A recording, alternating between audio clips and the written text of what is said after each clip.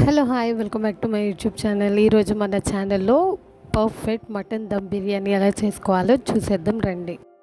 ముందుగా ఒక చిన్న గ్లాస్లో 5-6 యాలకులు, అలాగే 4-5 చెక్క ముక్కలు, అలాగే 9 లవంగాలు నానబెట్టుకోవాలి. ఇదంతా బిర్యానీ మసాలా అండి. ఇది ముందుగానే నానబెట్టేసి పక్కన పెడుతున్నాను, ఎందుకంటే కొంచెం స్పైస్ లెవెల్ ఎక్కువ ఉంటే ఇలా నానబెట్టుకోవడం వల్ల ఘాట్ అనేది మనకు తగ్గుద్ది. ఇంక ఇక్కడ వచ్చేసి పచ్చిమిరపకాయలు, కొత్తిమీర, తరిగిన కొత్తిమీర అండి, అలాగే 1 kg టమాటా, 5-6 పెద్ద ఉల్లిపాయలు తరిగి పెట్టేసుకున్నాను. ఇంకా ఒక పుదీనా కట్ట అయితే తుంపి కడిగి పెట్టేసుకున్నా అండి. ఇది వచ్చేసి 2 kgs మటన్ అండి. నేను 2 kgs మటన్ కాను 2 kgs ఆఫ్ రైస్ తీసుకుంటాను. మటన్ అనేది బిర్యానీకి కాబట్టి ఈ సైజ్ అయితే ముక్కలు కొట్టించుకోవాలి మనం.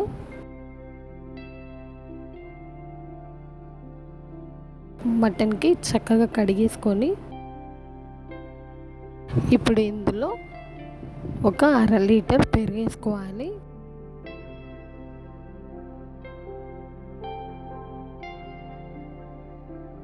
ఇప్పుడు ఇందులో గరం మసాలా, లవంగాలు, యాలకులు, చెక్క వేసుకోవాలి. ఇది కూర కోసం వేసే గరం మసాలా అండి. ఇప్పుడు ఇందులో చిటికెడు పసుపు వేసుకోవాలి. ఎక్కువ వేసుకుంటే పసుపు వాసన వచ్చిందండి, అందుకని చూసేసుకోవాలి. అలాగే కొంచెం అల్లం వెల్లుల్లి ముద్ద వేసుకోవాలి.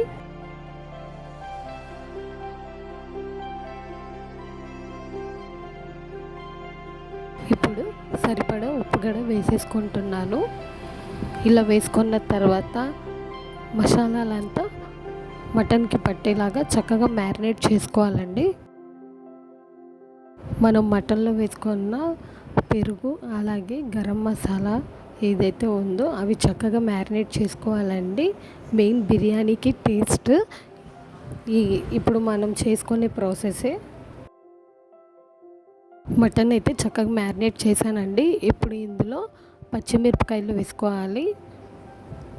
11 కానీ 13 పచ్చిమిరపకాయలు కానీ వేసుకోవాలండి, మన స్పైస్కి తగ్గట్టు.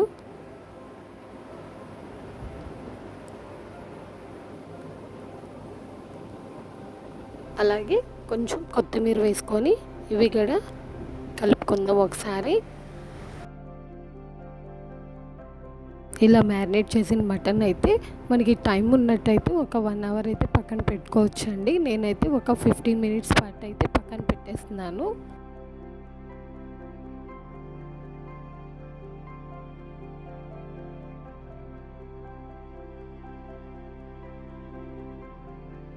ఇప్పుడు ముందుగా స్టవ్ అయితే ఆన్ చేసుకున్నా అండి. స్టవ్ ఆన్ చేసుకొని దాని మీద ఒక డిష్ అయితే పెట్టేశాను. నేను ఇప్పుడు మటన్ని దీంట్లోనే కుక్ చేసుకోబోతున్నాను. స్టీమ్ అనేది మనకి బయటికి వెళ్ళకుండా చక్కగా ప్రెషరైజ్డ్ అయ్యి ఉండేది చూసుకోవాలి, సో దట్ మటన్ అనేది మనకి సాఫ్ట్గా కుక్ అయిపోయి. చూస్తున్నారు కదా మనకి వేడికింది డిష్ అనేది. ఇప్పుడు ఇందులో నెయ్యి వేసేసుకుంటున్నాను.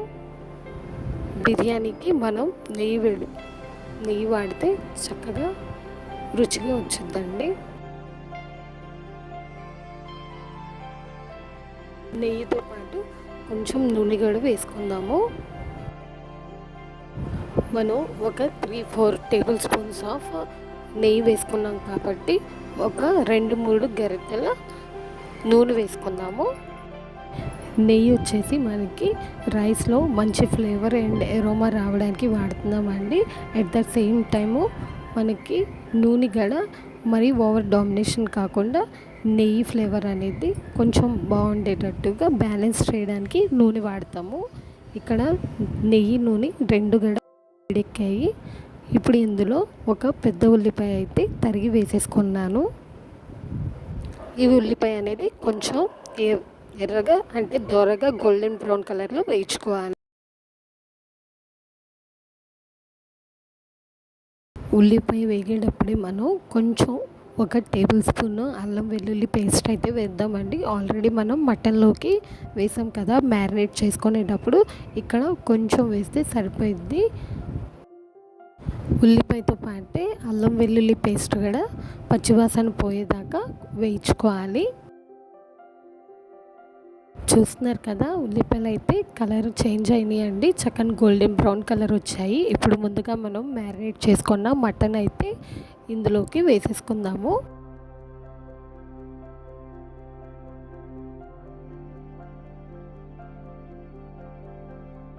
ఇలా వేసేసుకున్న మటన్ని బాగా కలుపుకుందామండి.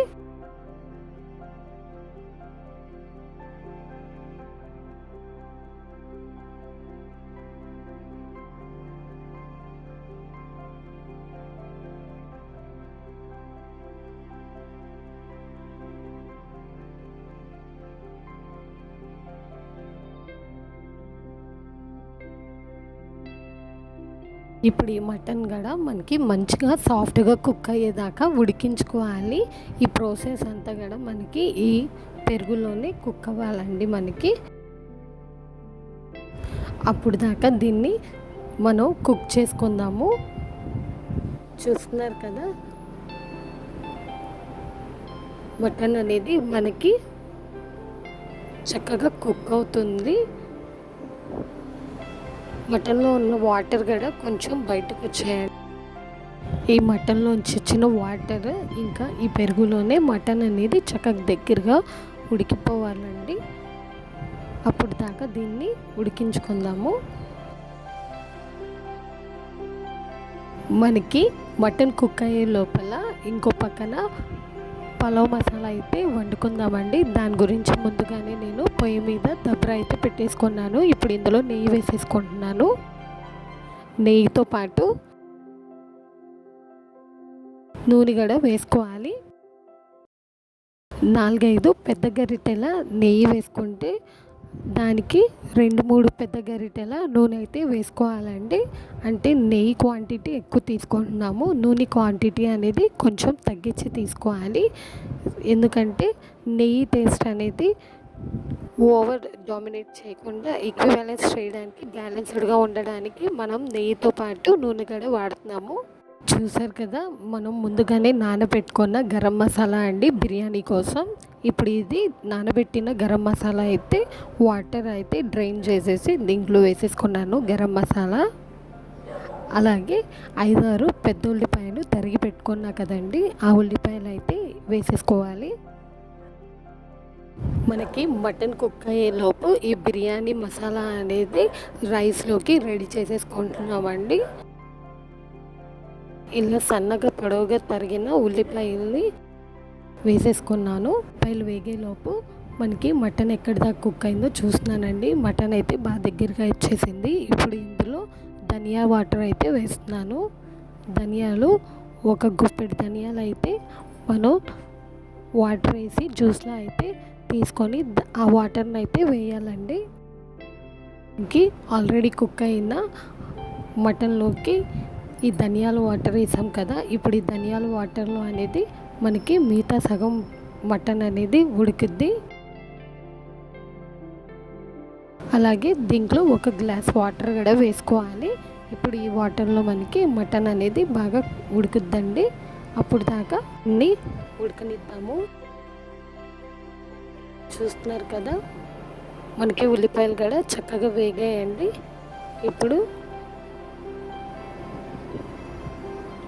ఇలా వేగిన ఉల్లిపాయలు అల్లం వెల్లుల్లి పేస్ట్ అయితే వేసుకుందాము.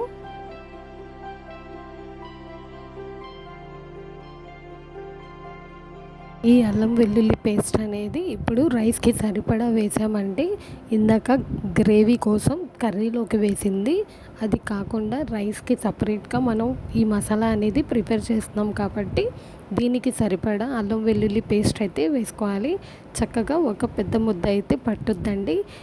ఈ అల్లం వెల్లుల్లి పేస్ట్ కూడా మనకి చక్కగా వేగనియాలి.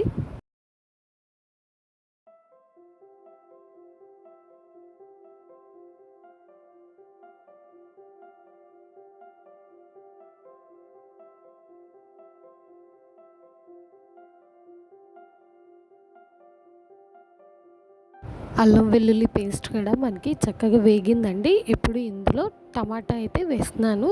చెప్పాను కదా 2 కేజీస్ ఆఫ్ మటన్ తీసుకున్నా అండి. అలాగే 2 కేజీస్ ఆఫ్ మటన్కి 2 కేజీస్ ఆఫ్ రైస్ తీసుకుంటున్నాను. దానికి గాను 1 కేజీ ఆఫ్ టమాటాస్ తీసుకుంటున్నాను. మనకి 1 కేజీ టమాటా అయితే ఖచ్చితంగా పట్టుద్దండి. ఇప్పుడు ఈ టమాటా కూడా మనకి చక్కగా దగ్గరగా వేగాలి. అప్పుడు దాకా కుక్ చేసుకుందాము.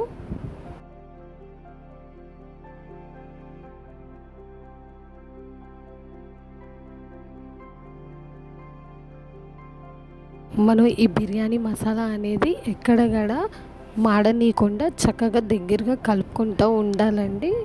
మనం ఏమాత్రం అశ్రద్ధగా అజాగ్రత్తగా ఉన్నా కూడా మాడిపోయే ఛాన్సెస్ ఉన్నాయి. అందుకనే కలుపుకుంటూనే ఉండాలి. అలాగే ఈ మసాలా అనేది చక్కగా అన్ని వైపుల నుంచి కలుపుకోవడం వలన అన్ని వైపులుగా సమానంగా కుక్ అయ్యిద్ది.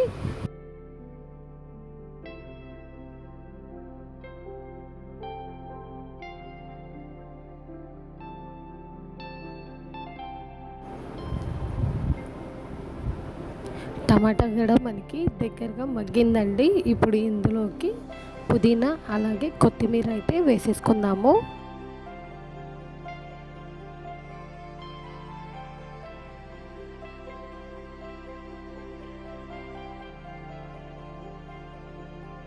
అలాగే ఒక 11 కానీ 13 కానీ పచ్చిమిరపకాయలు అయితే వేసుకుందాం అండి. నేను ఎక్కడ కూడా కారం యూజ్ చేయను. దమ్ బిర్యానీలోకి ఎప్పుడు కూడా చిల్లీనే వాడతానండి. చిల్లీ వాడటం వల్లనే మనకి స్పైస్ అనేది సరిపోయింది. అడిషనల్గా మనము రెడ్ చిల్లీ పౌడర్ యూజ్ చేయాల్సిన అవసరం లేదు. ఇప్పుడు వేసుకున్న ఆకులు కూడా మనకి చక్కగా వేగేటట్టు వేయించుకుందాము. పుదీనా అండ్ కొత్తిమీర కలర్ అనేది చేంజ్ అవసరం లేదండి. గ్రీనీగానే ఉంటే బాగుంటుంది. టేస్ట్కి కూడా బాగుంటుంది. అలాగే చూడడానికి కూడా లుక్ వైజ్ బాగుంటుంది. దాంట్లో ఉన్న ఫ్లేవర్ అనేది మనకి రైస్లోకి యాడ్ అయితే సరిపోయింది. ఇప్పుడు కొంచెంసేపు వీటిని వేగనిద్దాము. చూస్తున్నారు కదా పుదీనా కొత్తిమీర కూడా వేగిపోయింది. ఇప్పుడు ఇందులో ఎసరికి అయితే నీళ్ళు వేసేస్తున్నానండి.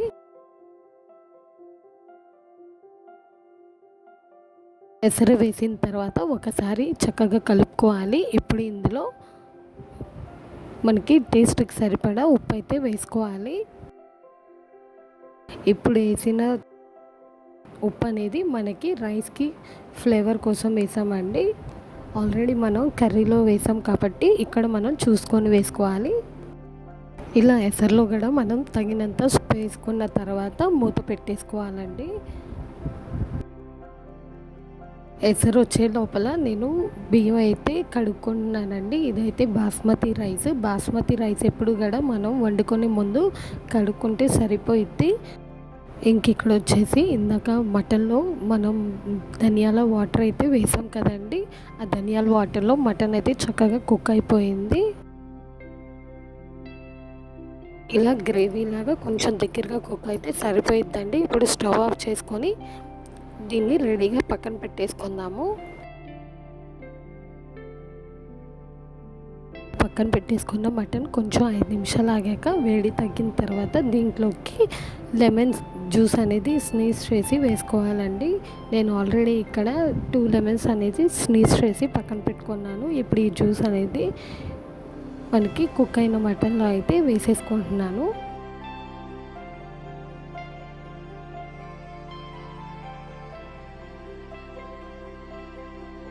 వేసుకున్న లెమన్ జ్యూస్ మటన్కి బాగా పట్టేటట్టు ఒకసారి కలుపుకుందామండి.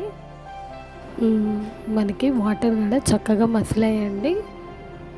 ఇప్పుడు ఇలా మసిలిన వాటర్లోకి మనము ముందుగానే కడిగి పక్కన పెట్టుకున్న రైస్ని అయితే వేసేసుకుందాము. రైస్ వేసేసుకున్న తర్వాత ఒకసారి అయితే కలుపుకుందామండి.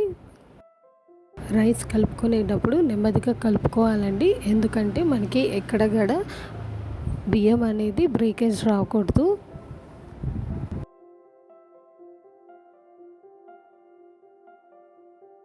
ఇలా కలుపుకున్న రైస్ని చక్కగా మూతేసి ఉడకనిద్దామండి.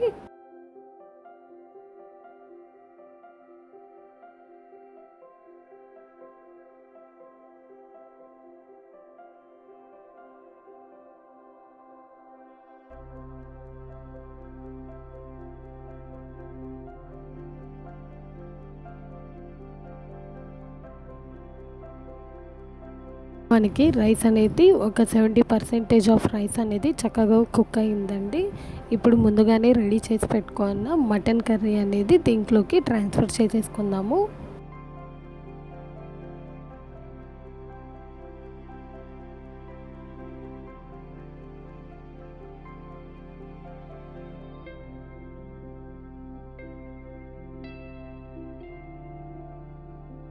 ఇప్పుడు ఈ వేసేసుకున్న మటన్ అనేది రైస్తో మనకి ఈక్వివాలెంట్గా కలిసేటట్టుగా అయితే చక్కగా అన్ని వైపుల నుంచి కలుపుకోవాలండి.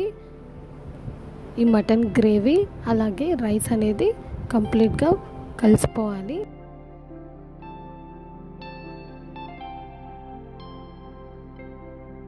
ఇలా రైస్ కలుపుకునేటప్పుడు నెమ్మదిగా కలుపుకోవాలండి. అలాగే అన్ని వైపులా మనం చక్కగా కలుపుకోవాలి. ఇప్పుడు ఇలా కలుపుకున్న రైస్ని అయితే దమ్ అవ్వనిద్దామండి. మినిమం ఒక 10 మినిట్స్ అయితే దమ్ అవ్వాలండి.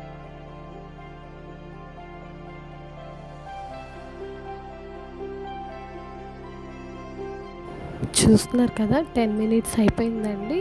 మనకి బిర్యానీ అయితే రెడీ అయిపోయింది. మటన్ దమ్ బిర్యానీ అయితే రెడీ అండి. మీకు ఇక్కడ నచ్చినట్టయితే తప్పకుండా ట్రై చేయండి. Please do like, share and subscribe to my channel for more videos. Stay tuned.